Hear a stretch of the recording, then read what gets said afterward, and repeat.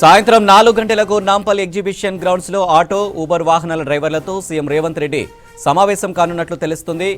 RTC బస్సులలో మహిళలకు ఉచిత ప్రయాణం సౌకర్యంతో తమకు ఆదాయం తగ్గిందని ఆటో డ్రైవర్లు రాష్ట్ర వ్యాప్తంగా ఆందోళన చేస్తున్నారు. దీంతో వారి సమస్యను పరిష్కరించేందుకు సీఎం రేవంత్ ఈ సమావేశం ఏర్పాటు చేసినట్లు తెలుస్తుంది. మరిన్ని డీటెయిల్స్ యాదగిరి అందిస్తారు. యాదగిరి, ఆటో క్యాబ్ డ్రైవర్తో సీఎం రేవంత్ సమావేశం అప్డేట్స్ ఏంటి?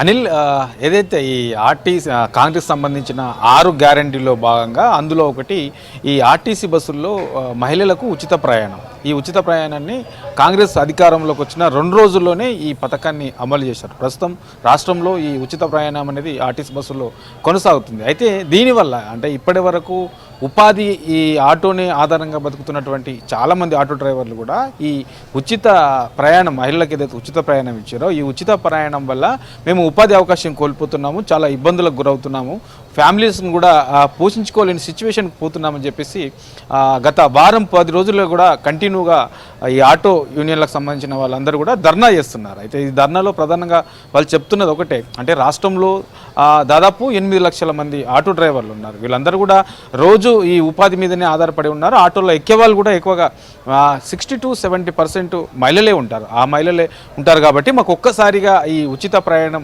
ప్రభుత్వం కల్పించడం వల్ల ఆ ఉపాధి మొత్తం కోల్పోయింది. ఎవరు కూడా మహిళలు ఆటోలో ఎక్కట్లేదు. దాంతోపాటు మహిళలే కాదు, జెంట్స్ కూడా, అంటే వైఫ్ అండ్ హస్బెండ్స్ రెగ్యులర్గా వెళ్ళే వాళ్ళు ఉంటారు. సో వాళ్ళు లేడీస్ బస్సులో ఎక్కుతున్నారు కాబట్టి మగవాళ్ళు కూడా వాళ్ళతోనే బస్సులో ఎక్కి వెళ్ళిపోతున్నారు. మాకు పూర్తి స్థాయిలో మేము ఉపాధి అవకాశాన్ని కోల్పోతున్నాం. వాస్తవానికి ఈ ఉచిత ప్రయాణము అవకాశం కల్పించక ముందు రోజుకు ఎంతలైనా సాయంత్రం వరకు, ఉదయం నుంచి సాయంత్రం వరకు కష్టపడితే మాకు 1000 రూపాయలు వచ్చేది. కానీ ఇప్పుడు 300 కూడా రావట్లేదు.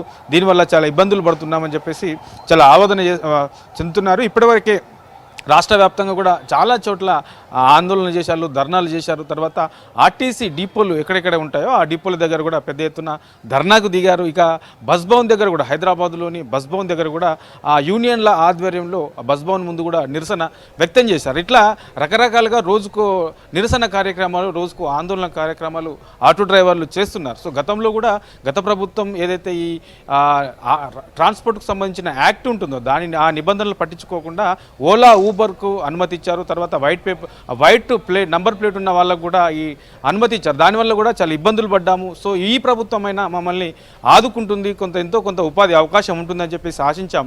కానీ ఈ ఏదైతే ఉచిత ప్రయాణం పెట్టారో దానివల్ల ఉన్న ఉపాధి అవకాశం కూడా కోల్పోయే సిచ్యువేషన్లో ఉన్నాం. కాబట్టి ఈ కాంగ్రెస్ ప్రభుత్వం మమ్మల్ని ఆదుకోవాలని చెప్పేసి వాళ్ళు గత కొన్ని రోజుల నుంచి కూడా నిరసనలు చేస్తూ ఉన్నారు. అందులో భాగంగానే ఇవాళ సీఎం రేవంత్ రెడ్డి సాయంత్రం 4 గంటలకు నాంపల్లిలోని ఎగ్జిబిషన్ గ్రౌండ్లో ఈ ఆటో డ్రైవర్లకు సంబంధించిన యూనియన్లతో సమావేశం కాబోతున్నారు. దీంట్లో ప్రధానంగా వాళ్ళు ఇప్పటికే మేనిఫెస్టోలో, తర్వాత కాంగ్రెస్ ఎన్నికల ప్రచారం కూడా చెప్పింది, ఎవరికి కూడా ఏ నష్టం కలగకుండా కాంగ్రెస్ ప్రభుత్వం చూస్తుంది, ఎవరికి అన్యాయం జరగకుండా చూస్తుందని చెప్పేసి ఇప్పటికే చెప్పారు. కాబట్టి అందులో భాగంగానే ఇవాళ ఆటో డ్రైవర్లకు కాంగ్రెస్ ఆధ్వర్యంలో సీఎం రేవంత్ రెడ్డి వాళ్ళతో ప్రత్యేకంగా సమావేశమై వాళ్లకు ఈ ఉపాధి అవకాశం మీద భరోసా ఇచ్చే అవకాశం అయితే ఉంది అని.